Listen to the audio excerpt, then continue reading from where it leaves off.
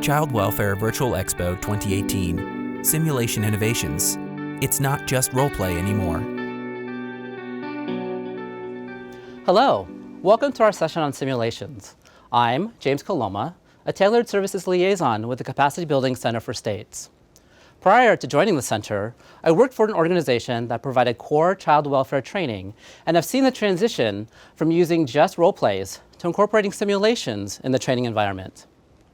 As a trainer, I've seen the benefits that simulations provide to newly hired workforce. Through a simulated knock at the front door, I've witnessed new workers become more comfortable practicing their first engagement with the mom. In a simulated courtroom, I've witnessed seasoned workers deepen their ability to provide simulations to provide testimony in the court. Through a simulated home, I observed workers being able to better their skills of assessment. Simulations are being used throughout the country to train child welfare skills, and I am excited that I get this opportunity to introduce to you 3 organizations that are using simulations in different ways. So please join me in this session as we highlight these simulations, because it's not just about role plays anymore. Ensuring child welfare workers' safety is a complex concern. Doing so encompasses not only taking measures to prevent the threat or reality of physical violence, but also to promote the psychological and emotional safety, as well as resiliency within the workplace. A training simulation aims to mimic the conditions that are on the job. The innovation of simulation training for child welfare workers can also assist in the developing vital skills and approaches that can prepare a worker for the threat or reality of physical violence. During the session, we will make the connection between simulations and CFSR outcomes, worker safety, engagement, and assessment. We will present to you a variety of settings in which simulations can be used effectively. We will expose to you different technologies that are used in simulations, from the low-tech, in which transitioning a classroom into a courtroom, or in which converting a classroom into a living room, and to the high-tech, in which we will present to you a virtual reality platform that will simulate a worker conducting a home assessment. Throughout this session, we will provide you information on what it takes to enter a simulation lab or a virtual lab. Our first highlighted simulation comes from Dr. Todd Franke, a professor at the Luskin School of Public Affairs, Department of Social Welfare at the University of California, Los Angeles. Todd will provide us with a brief review of how simulations have been used in other fields to impact quality outcomes in those fields, and how child welfare is building off of this good work to impact quality outcomes in child welfare. He will also describe how Los Angeles County in California uses simulations within their induction training. He will then describe the evaluations that are being conducted on these simulations. Simulations in child welfare, designing learning and moving outcomes. An example from Los Angeles County. Hi, Todd. Thank you Hi, for James. joining us today. So, Todd, please describe the partnership between the 7 social work universities and the Child Welfare Department. Well, in Los Angeles County, for almost 25 years, there's been a partnership between the 7 social work schools and the Department of Children and Family Services. And over the years, this partnership has gotten stronger, and most recently around the simulations that we developed together. Great. What's the child population in Los Angeles County, and can you describe the workforce? Sure. The child population in Los Angeles County is almost 2.4 million children between the ages of 0 and 20. The workforce for the Department of Children and Family Services is about 8,800 employees. 800 of those are supervisors. Almost 4,000 are case-carrying child social workers. The department receives almost 200,000 hotline calls annually. They provide services to 39,000 children annually. They go out on 150,000 referral investigations every year. They have a lot of work that they actually accomplish quite well. Absolutely. And we're talking about training today, so there's a lot of training that happens along with this. What's the research been done around the use of simulations? And if you could describe some of that for us, that'd be wonderful. Well, first, for us, the simulations represent one piece of a multidimensional training program that not only new workers that come to the department participate in, but as an ongoing worker, you have the opportunity to participate. The work around simulations, or the research around simulations, comes, at least for us, in two different ways. There was work done in the late 90s and the early 2000s that started to question whether having your seat in a chair was the best way to train child social workers. And that was coupled with the actual volumes of work that have been done in different disciplines. For example, medicine and nursing, law enforcement, the military. They all have been successfully using simulations with greater and greater sophistication for many years. Child welfare is a new entrant into that arena. And so when we put those two things together, we started working on the development of simulations for child welfare workers. Interesting. We've been using this word simulations for a while now. What is a simulation? Well, for me, a simulation is the opportunity for a trainee, a worker, to actually participate in something that is as close to real life as possible, that will evoke some of the same emotions, concerns, but at the same time doesn't have the risk that goes along with actually walking into someone's home. Interesting. In Los Angeles County, how have you all developed your simulations? Well, we've done this in collaboration with the Department of Children and Family Services, and we've had a lot of people who have helped contribute to this. So as part of the development, not only do we have people with a world of experience from the department, but we also have subject matter experts that come from the universities. We have other people who are experts in actual training. How do you do training? Different from the substantive subject matter side. And so we've worked together to develop simulations on a number of topics over the years. For example, we have simulations on an emergency response contact. So when a worker has to go to the home and it's an emergency, we have scenes that depict when they knock on the door and what happens then. How do you engage with the mother or the father around this? How do you engage with any other siblings to try to find out what's going on? We have other simulations that deal with how do you assess for domestic violence or for alcohol or drug abuse, or how do you assess for mental health? And all of these different simulations have scenes that are built in to try to get at the key components, the competencies that we want the workers to actually have when they leave the simulation. Interesting. Can you describe the house that you've created and what does that look like? Well, we've created at our training center, we've actually created a number of rooms, multiple rooms, partly because of the number of people we need to train. But those rooms look pretty much like an apartment, truthfully. There's a combined living room kitchen. There are the associated cabinets and appliances, including a functioning refrigerator. There's 2 bedrooms. There's a sink. There's things that you would find in a home. And we use those to conduct the simulations. In addition, we actually have some other venues. We go out to a hotel to give the workers a more realistic idea of what it is to have to find some place and walk up and knock on a door. And we actually have a courtroom setting that we use. Not surprisingly, LA has lots of courtrooms. How do you stage these homes? What do you put in there to make them look realistic? Well, we start out by using furniture that regular people would have. Every day it looks used. It was used, actually. And then we stage them depending on what is the important component or components that we need the worker to see. A photo of a living room. A chair is turned over behind a couch. Blankets are spread haphazardly on the couch and chair. An empty bottle and various other items sit on the coffee table next to a bottle turned over, spilling a powder across the table. A trash can can be seen on an end table next to the couch. Trash and clothing are strewn about on the floor. So oftentimes the house, you'll walk in and the house will be in complete disarray. Other times it will be much neater. Sometimes as the worker goes around and does their investigation, the house has extra features, like there'll be alcohol bottles or beer bottles out and around, laying around. Sometimes there's no food in the cupboards or in the refrigerator, all things depending on the scenario for the simulation that workers are supposed to kind of tune into. Have you been doing any evaluations on these simulations? And if so, what do those look like? Well, one of our challenges from the beginning was how to actually evaluate this, and that's continues to be a work in progress.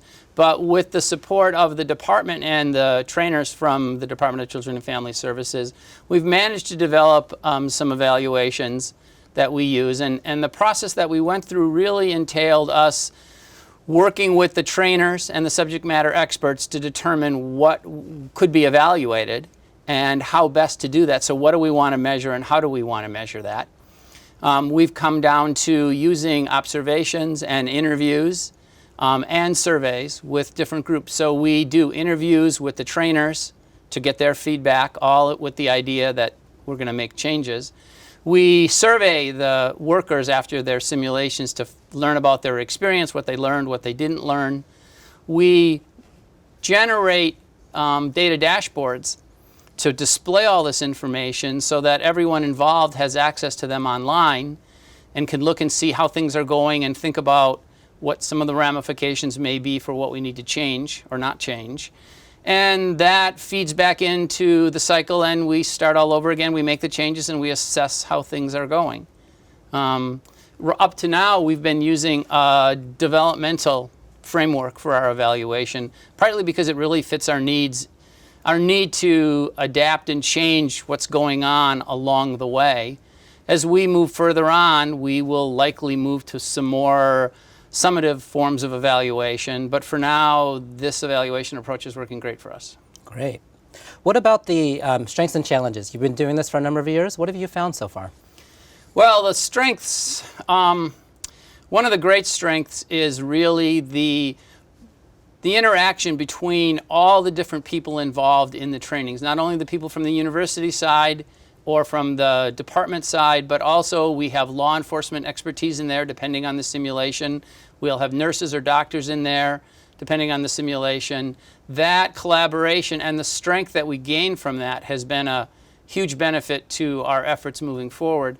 Additionally, the collaboration between the universities and the department has really strengthened over the years as we've worked on developing these simulations and all the other dimensions of the training that the Los Angeles County Department of Children and Family Services offers to them.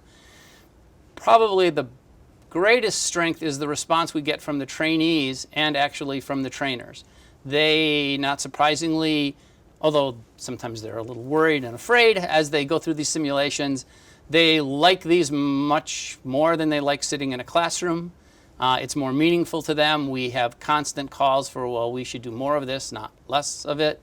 And so those are some of the great things that we've had as a result of the simulations. Great. What about any challenges? Well, there's several challenges. Logistically, it's hard to get all of these things organized. I mean, whether it's taking place at the training center or we're going out to hotels. I mean, when we rent hotels, we have to rent them for 2 nights because you need it for a full day, and the way hotels work, we rent them for 2 nights. There's the cost. Setting up this training center and these simulation rooms was expensive. And so it's a non-trivial expense to make this all happen, even though, as I said, we bought used furniture, but nonetheless, it was expensive. Trying to generate positive feedback from everyone so that we can get people interested in participating has been a challenge, though we're slowly surmounting that hurdle. So we'll see how that goes. Our plan in the future is to move these simulations out to be used with supervisors around particular topics and issues and see how that goes. But you have to generate some positive press. Well, Todd, is there any last words that you want to share with us on what Los Angeles County has been doing with simulations? Well, right now we use our simulations only for training. One of the issues that we're starting to grapple with is, do we want to use them in a more high stakes way as a method of determining whether workers should continue in their job after their probation period? And there are, not surprisingly, differences of opinion about what that means. In some way, yes, it is high stakes for the worker. This could be one of the things that might mean that they don't get retained after their year of probation. On the other side, having workers that aren't at their best certainly represents a high stakes setting for the children and families that they're responsible for trying to help and support. So this conversation is continuing, and we'll see where it goes. Well, Todd, it's been a pleasure talking with you today. Thank you so much for joining us. Thank you.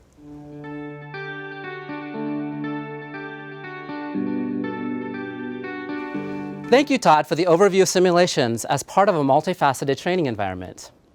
As we transition to the next speaker, we want to pause for a brief moment and have you reflect on what would be some benefits of using simulations within your training. Are there specific content areas that you would like to see that can increase skill development in your workforce? How might the use of simulations in training impact worker safety in the field? Our next highlighted simulation comes from Dr. Betsy Goulet and Susan Evans. Betsy is a clinical assistant professor and child advocacy studies coordinator in the School of Public Affairs and Administration at the University of Illinois Springfield, as well as a national consultant and trainer. Susan is currently the executive director of Child Protection Training Academy at the University of Illinois Springfield. During their presentation, Betsy and Susan will describe their experiential learning program. They will talk about their core competencies and discuss how they measure these core competencies. They will also describe their simulation to provide you with one example about what they do in their training program.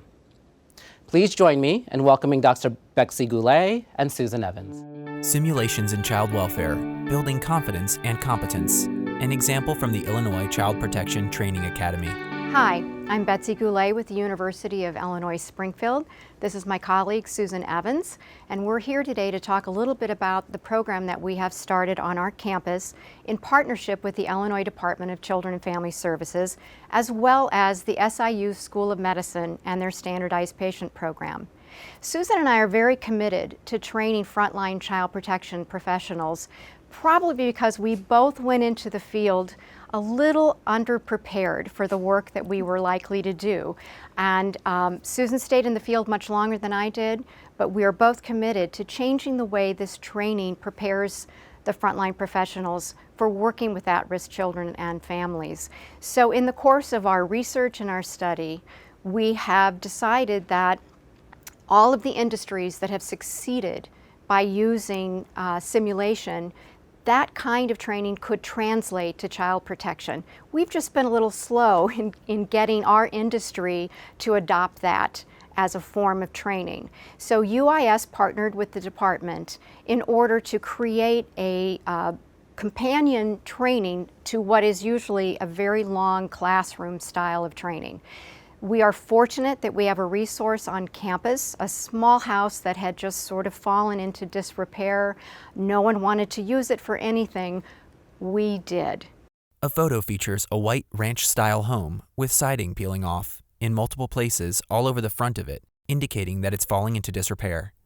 It was immediately something that we saw as a resource for creating a residential simulation lab where students and our professionals could interact with the actors inside of the home in a realistic setting, which Susan will talk more about shortly. But in creating the academy, we worked with legislators who, looking forward to the longevity of the program, helped us draft legislation so that the state of Illinois would recognize the value of simulation training. And so Public Act 990348 was signed into effect by the governor in the summer of 2015. We have now trained over 400 new child protection investigators in the state. And Susan is our academy director, and she is going to talk a little bit more about how that training actually enhances the classroom aspects. Thanks, Betsy. Yes, I'm Susan Evans. I'm currently the director of the Child Protection Training Academy at the University of Illinois in Springfield. Prior to coming to the university and running the academy, I trained child protection for 10 years. It was both a joy and a torture sometimes because I have a lot of passion for the work, but it's very hard to get passionate when all you're doing is showing PowerPoints and reading procedure and reading the law and trying to explain how that looks when you're out there in practice, trying to put it into good practice and engage families. One of the things we came to realize is that Procedures and laws tell you what to do, but they don't tell you how to do it. They don't tell you how to engage the family, or what resistance looks like, or how to balance between, I've got this job of a child protection investigation to complete, but I also have human beings who need my help. So what I love about the experiential learning is we can combine taking the laws and the procedures and putting them into practice. On a sidebar, one of the things we found out without knowing we were going to find out is that we need to do a lot better across the country, but particularly in the state of Illinois, to protect our workers. Being in the simulation house has helped them to understand the need for and us to understand the need for their own safety as well. And we also found out that we have workers coming in to the field who may get triggered when they're in a home and may have a response from their own emotional experience as a child or as an adult, or even just because they're unfamiliar with the type of setting. So we have worked in a debriefing to ensure that we are addressing those things as well. So anyhow, how we incorporate simulations in our 6-week child protection training. We have gone from being completely didactic and PowerPoint driven and procedure driven to what we call procedure to practice. During the 6 weeks of the training that the child protection investigators are with us, while they are learning procedures and the law, we stop and we do procedure to practice using a mock case that they are introduced to on day 1. We begin simulations in the classroom through a series of contact and collateral interviews that are required by procedure to be made, if possible, prior to going to the house. So when they come to our house on the 5th or 6th week, they have actually made 4 to 5 critical contacts with the reporter, various family members who are calling and want to talk to them, and the primary care physician and a treating physician. So they have a lot of information before they go to the house and try to engage the family, and they have an opportunity to get debriefing in the moment about the types of questions they asked, and then we also allow them time to document. Documentation is so crucial in defending the decisions that were made and giving and capturing the actual accurate interaction between the child protection worker and the person that they were interviewing. So once they get to our house, we really focus on a couple of things. Client engagement. When they come to the door, they've been working the case for 5 weeks, but they really don't know who's going to answer the door. It could be the mother. It could be the mother's boyfriend. It could be any number of the 3 grandmothers that are involved, or some of the family friends. So our students, our participants, watch from campus as they approach our little house and knock on the door. They learn from each other. They never know who's going to open that door or what kind of mood they're going to be in. So it vacillates. And in the moment, as soon as they're done with their sim, we check in with them. How do they feel? Where do they feel confident and strong? We want confident and competent workforce out there. That leads to retention. So they can tell us where they felt good. And they can also tell us, I did not know what to say, or I didn't know how to respond when mom said that. And so in the moment, we can coach and support them and give them that feedback that they need. Most important, I think, and Dr. Goulet will agree, I think, that our actors who play the parents or the various family and friends give our new frontline staff feedback about how they made them feel, if they interacted with them appropriately, or if they said something that kind of triggered the actor playing the parent. They stay in the moment and go with the triggers. So we have an opportunity to say, how might you reword that? So we are actually working toward both sensitivity, trauma-informed, and culturally competent workforce. We also have the workers complete a scene investigation where they have to actually reenact with the family how the child got the injury. This is actually a new procedure with the Department of Children and Family Services in Illinois, but we know how crucial it is for them to actually get a visual of how the child got hurt. But it takes a lot to explain to a parent why they should cooperate with it and why they should reenact. So they have an opportunity to discuss with the parents what's in it for them and how they can together work on that.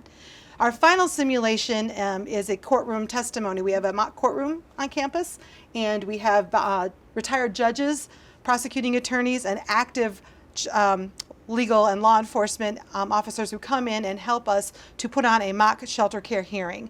So we have the same kind of process where everyone gets up, is sworn in, gets to testify to some aspects of facts of the case, and then they are given immediate feedback and coaching from the legal professionals. So it's really an eclectic, very busy, hectic 6 weeks. And as both of us attested to, the very first time we testified in a trial was in a real trial. And neither one of us, and we look back on this experience thinking, how much different would that have been for us if we had had a judge speak to us in a mock shelter care hearing and say, remember, you're talking to me. I'm the person who needs to make the decision. And that would have been a remarkable experience that probably would have been much better for us. Absolutely. And for many of the others. One of the things we have learned too, along with needing to do more worker safety and to coach and support workers who may be having their own emotional responses, is that we have really realized how people speak becomes how they document. And your documentation is your testimony, whether you're going to court or not. So this is something that we have really come to realize. So that has enhanced on the front end what we're doing in the classroom when our participants are talking to the various collaterals before they come. We have an opportunity to see their written work and give them coaching and feedback around that, so we ensure really good quality documentation that reflects accurate statements and observations. So how do we measure the core competencies? Susan spends time with each of the investigators, and we have told them going into this, this is not a judgment of your skills. This is a safe place. It is a safe environment where you are encouraged to do what comes to mind, to follow your, what you've been taught in the classroom. And if you make a mistake, this is the place you get do-overs. This is not a punitive environment, and we have really done everything to enforce that and to make sure that the workers, the jitters that they get thinking about coming into the house, what they tell us afterwards is, this was one of the best experiences I've ever had. And we're going to talk a little bit about our evaluation component shortly. We are fortunate that we have been working with the Children and Family Research Center at the University of Illinois. They began collecting data about 2 years ago, slowly building up to a pretty large survey that went out, and they did interviews with the workers. About 152 of the investigators responded, which we thought was pretty remarkable. At the 2-year anniversary, as I said, about 400 investigators have gone through the training. By and large, the response has been, please take us out of the classroom and let us be in the house way more often. We need more time. Well, one of our challenges is we're in Springfield. We are located in one place in the state capital, and this is a statewide program. So there are expenses for the department to bring everybody to us. There's only so much time we have in training, and you have to cover such a significant amount of information in that short time. That is a challenge that we're trying to work around. How can we combine more simulation with additional time in the classroom? So Susan's going to introduce the video clip that really will help you visualize what we do with the students. Yeah, so what you're going to look at next is a brand new child protection worker in her last work of training going up to knock on the door and engage whoever happens to open the door at the household, explain the purpose for her visit, who she is, and her goal is to gain entry and begin to engage with whoever opens the door. Video. Social worker Lisa arrives at the house and knocks at the door. Resident Sandra Miranda answers the door and leads her into the front hallway. From there, she leads Lisa through the living room, where they sit at a dining room table behind the couch. The surfaces of the house are somewhat cluttered. The television table in the living room, the dining room table, and the adjacent table by the wall contain several bottles, some of which appear to be liquor bottles. The end table next to the couch and the television table contain several pill bottles.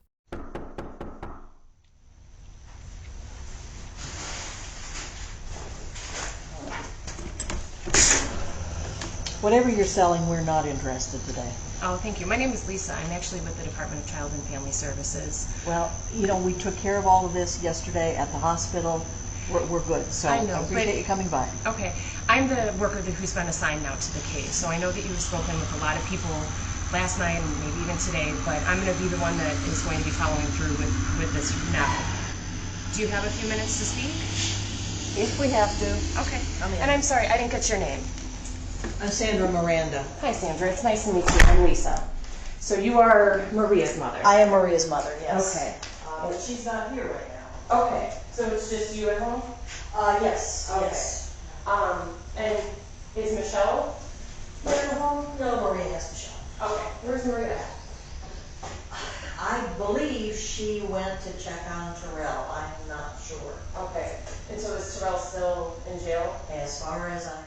James Coloma, Capacity Building Center for States. Thank you, Betsy and Susan, for demonstrating the experiential learning that takes place in your simulation labs. Let's pause again for a brief moment and have you reflect on what you could do to change one of your role plays into a simulation. What type of room setup would you need?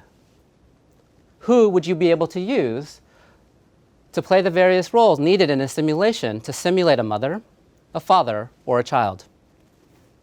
What type of preparation for the trainees is needed for them to be comfortable practicing in a simulated environment? Our last highlighted simulation comes from Chad McDonald. Chad is a PhD candidate at the University of Utah. He is also a faculty member at the College of Social Work at the University of Utah, focusing his research on workforce development and child welfare, particularly around skill development and competency assessment. During this presentation, Chad will discuss a recent research on multimedia instructional design and how the use of deliberate practice can lead to continued performance gains. He will also demonstrate a virtual reality platform in which learners can interact with a simulated home in a virtual environment. Please join me in welcoming Chad McDonald.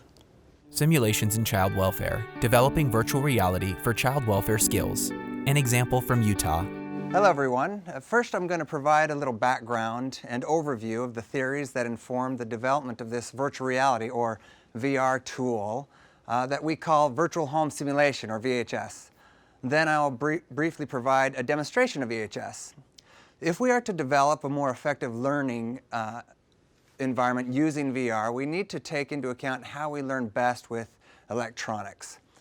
A consistent finding from research on technology-based teaching methods for learning skills has found that simply replicating pre-existing training processes into electronic formats does not necessarily enhance learning.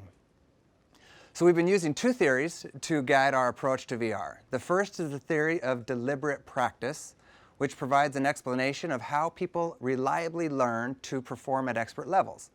The second is the theory of multimedia learning, which provides a set of practical guidelines for developing any type of electronic learning. Both theories focus on maximizing learning. Deliberate practice guides how to learn. Multimedia learning guides construction of the learning environment. So specific types of practice reliably lead to higher levels of performance for the average professional. Why? Well, typically, practice usually leads to a premature plateau in skill level because performance becomes automatic. This is called arrested development. One good example of this is a skill of driving a car. When you're initially learning, everything takes conscious effort. Though now when you drive a car, you can talk on the phone, you can play with the radio, or even eat, though I wouldn't recommend any of these activities. However, this is great because it reduces the amount of effort required to drive, but it also prevents you from becoming an expert race car driver because you're no longer conscious of the specific skills you're demonstrating or how you could be doing them better. It's like trying to break a bad habit or routine that our minds have already come to consider automatic and mundane. So the good news, however, is that arrested development can be avoided under certain conditions. The conditions under which arrested development can be avoided and allow learning to continue should target specific limited aspects of a skill or performance. They can't be broad, they can't be targeting, assessing, or planning or teaming. Very, very specific skills. They also need to target these skills that are just beyond the current level of performance. So if there's a huge gap during this learning environment between what the current performance is and what the expected performance is required, then there's not going to be as much learning going on. And the learning environment should also occur under guidance of a coach or a teacher. Also, there needs to be some limited cognitive demands on the learner. There needs to require problem solving, exploration of alternatives, frequent feedback and opportunities for reflection, and finally, repetition and practice, usually daily, are all conditions that will help lead to exceptional learning. Recent research on multimedia instructional design has shown that skill acquisition is facilitated by using instructional methods that are sensitive to the constraints of the human learning system. For example, the theory of cognitive load argues that instructional designs must take into account cognitive limitations and in particular, our severely limited short-term memory. If instructional designs are to be effective, we have to design with these constraints in mind. The theory of multimedia learning has operationalized these principles for designing VR environments that take into account these cognitive constraints that I've been talking about.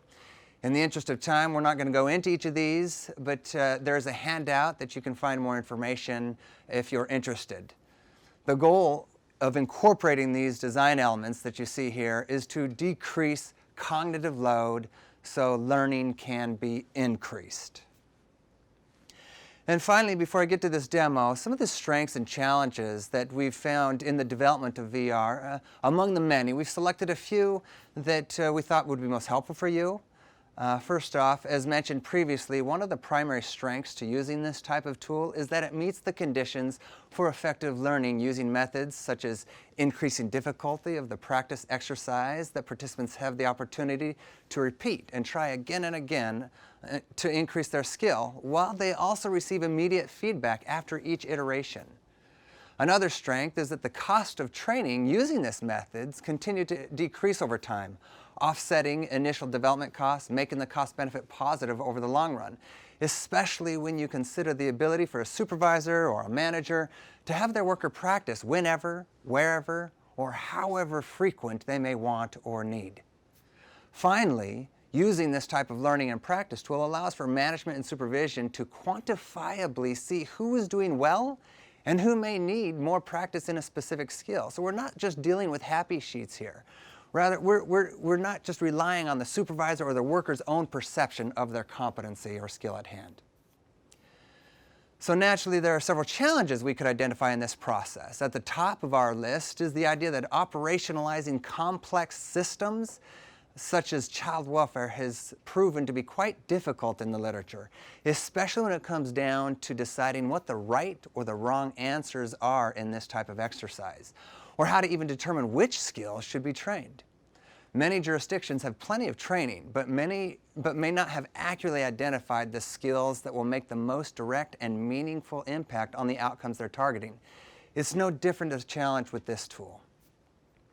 Of course, being able to balance the concrete skill development on such a specific level without losing the big picture is also a risk.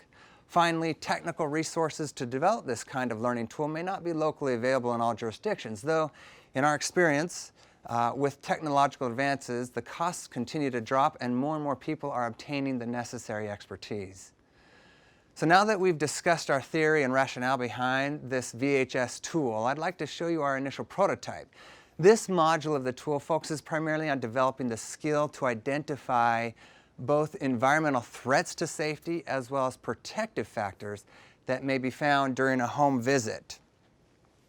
I'm going to go ahead and put on my virtual reality headgear. This is just one example I'm using for this demonstration. There are many different types, from very cheap to expensive. You can also just use a regular PC to work through these exercises, or even on your smartphone, so it can be accessible to virtually anybody in the workforce. I'm going to go ahead and start my program.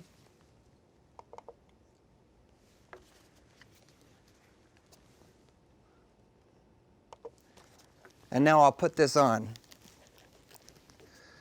So here shortly, you'll be seeing exactly what I see here. Presenter Chad McDonald places black virtual reality goggles around his head. The start page he sees in the goggles appears, a blue screen with the words Level Select, Credits, and Exit. A photo is shown of the side of a home with a car parked on the side. The photo is labeled The Simmons House. Right now I am looking at what we call our start page, a virtual home sim. For purposes of demonstration, I'll go ahead and click on Level Select. And right now we see just this one demonstration, what we call the Simmons House, to practice identifying environmental threats to safety and protective factors. But in the future, there may very well may be other modules here that you might find. For example, skills of engaging, like motivational interviewing skills, which have been pretty manualized, or solution-focused questions, or maybe documentation or courtroom etiquette. A myriad of potential is available here. So I'll go ahead and go into this demonstration we have. He then virtually enters the scene of the photo. A screen with an information sheet is pictured. The sheet includes a report of activities and personal information. A green piece of paper at the top of the report reads, Start. Right at the get-go, we have what we call the CANR, a Child Abuse and Neglect Report out in Utah, where we get a summary of the circumstances that have led the family to our attention. We have the individuals involved, the children ranging from ages 1 to 14, as well as the parents. And you can see that I'm standing right here in front of the door. Once I've read through the information, I can, and I'm ready to go and understand the purpose for this visit, I'm going to go ahead and click on Start. And I find myself in a kitchen. At first, my glance is that there's a lot of clutter. The counter space isn't necessarily available anywhere, but maybe not a real threat to safety for children. Oh, except I suddenly see in front of me some cardboard. I click the button and I zoom in. I see cardboard on top of the oven, as well as what looks to be like an open bottle of alcohol. Being that I consider these threats to safety or potential threats, I'm going to click on the red triangle and tag them for myself. And they're a concern to me, I'm going to hit the picture down at the bottom, and now with my picture I get to enter the text or the rationale that made me consider these things a concern. I'm going to click on the microphone. An additional red tag with a black X is placed to the left of the microphone tag. The tag to the right of the microphone is green and features a black check mark. I see a cardboard box and an open bottle of alcohol on the oven, posing a fire hazard. Hit the stop button, and it's analyzing my speech, much like text-to-speech would on any smartphone. There we have it. I'm going to hit my green check mark, and off we go as I continue to move through the house. This refrigerator, I'm going to move a little closer to this refrigerator, and here I find what looks to be like some different chore chart items and maybe a family picture. This could be a discussion piece to have with the family as a potential protective factor, some additional resources. So I'm going to tag these as well. Scroll down to where that is, hit my microphone. There are pictures of family and chore charts on the refrigerator door. Hit the stop button. It's going to analyze it quickly. Once I'm ready, I'm going to hit my green check. But also you'll notice there's an eye here. This eye allows me to explore a little further into certain areas, and I'm interested in knowing what's in the refrigerator. Here I find largely there is some yogurt as well as some milk, but I'm also concerned that the fridge is mostly empty here, and I'm not seeing much for a young child to be drinking, and that open bottle of or can of beer may be accessible to the young child and who's very thirsty. Take a picture there. I'm not going to work through the rationale at this point just to show you the demonstration, but you know how the text-to-speech works. I would give my rationale as I just explained it to you. At this point, I'm going to proceed through into the living room. Chad enters the living room. It is in disarray with clothes, toys, and other items strewn about the floor, the couch, and the coffee table. There are several empty boxes stacked against a wall and the front door. A box with pizza sits on the couch. More pizza is on the coffee table along with beer bottles. A large sign above the bookshelf reads, Need help? Call police. As I look around, again, more of the clutter, I see a guitar in the background. I might consider this a protective factor as sort of some music or some other things going on. I do see a broken screen on the TV. Maybe it can fall over or has already. Maybe there are shards of glass that might pose a risk to the children in the home. I do see here that we've got child safety doorknobs put on. That is also a protective factor to discuss with the parents, as well as perhaps maybe this bouncer, it looks like, that might be here, tagging that as a protective factor. So as you can see, I can move about this entire house and identify all these risks and protective factors that I might think exist. And this is a serious concern for me. While I do see books and maybe a calendar of sorts, I am worried about this plate that has tin foil and a bent spoon on it. And that is an item. I knew substance abuse was a concern, and that is an item that I would want to definitely identify and discuss in our planning for the needs of the family. So as you can see, there are many different rooms in this house. I'm not going to be able to have time to go through all of them, but because we wanted every worker to have the ability, without needing to make a lot of space for themselves, we can move about this room in virtual reality without too much movement myself. That is not a good sight right there, and quite a concern, of course, for me on that toilet that is not flushing, or at least isn't flushed. You can see broken glass here in the sink, some dirty diapers on the floor, and even a tub full of water, which I'm worried about the 1-year-old that may fall over and could be a drowning risk for that child. A menu screen contains several selections that read General, Photos, Case Files, and End Visit. I'll go ahead and wrap up the demonstration, but assuming we've made it into the bedrooms and downstairs and everything, once I've gotten done and identified all of the different reasons and rationales and as many of these things as I can, I'm going to hit End Visit, and I'll immediately find a rating that tells me exactly what my score is on the different rooms that I've been in. The evaluation report appears on the screen. It reads, Kitchen, time spent 2 minutes 21 seconds. 10 items found out of 75. Prescription pill, alcohol, and vitamin bottles are all marked as missed, along with air freshener, top of fridge, and dirty dishes. Refrigerator is marked as activated. As Chad pages through the report, each room he visited shows what he noticed or missed. And I can see how much time I spent in the kitchen, for example, how many items I found out of 75, and I can move about this room, I can move about and look immediately at how well I did in all of these different rooms that I was in. So I'll immediately have the feedback that tells me. So that is basically a brief demo of this. I'm going to go ahead and take off my virtual reality tool, but wanted to say that there are many more bits of data that are getting recorded, including where the worker is going, and each iteration it'll compare to their last one. So any supervisor or manager will be able to see exactly where these workers stand on their competency, whatever it is. And this type of tool suddenly moves the dialogue in competency to a whole nother arena. Thank you. Closing slide. James Coloma, Capacity Building Center for States. Thank you, Chad, for giving us a glimpse of such an innovative technology.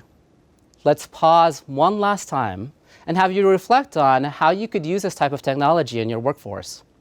What type of funding, equipment, and other technology would you need to incorporate such simulations within your training environment?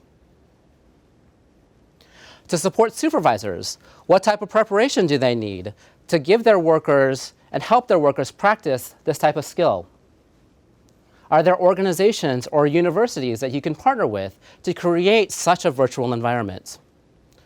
Do you have access to any open source programs or other virtual platforms that can be used to create a virtual environment to train this particular skill? What content and/or skill would you want to start with? Thank you for your time today. We hope that you've been able to walk away from the session with some ideas about how you can incorporate simulations into your training environment. Whether that's starting small and transitioning a role play into a simulation, or adapting a classroom into a courtroom. We hope that you're inspired to dream larger by building your own simulated house, or integrating a virtual reality platform into your training system. By incorporating simulations into your training environment, we hope that our child welfare workforce is better prepared with the skills to effectively work with the children and families that we serve, and that this preparation will lead to better outcomes. We will now transition to the virtual reflections portion to discuss how to implement simulation labs, virtual labs, and readiness assessments as pre-work to implementation. Logo for the Child Welfare Virtual Expo 2018.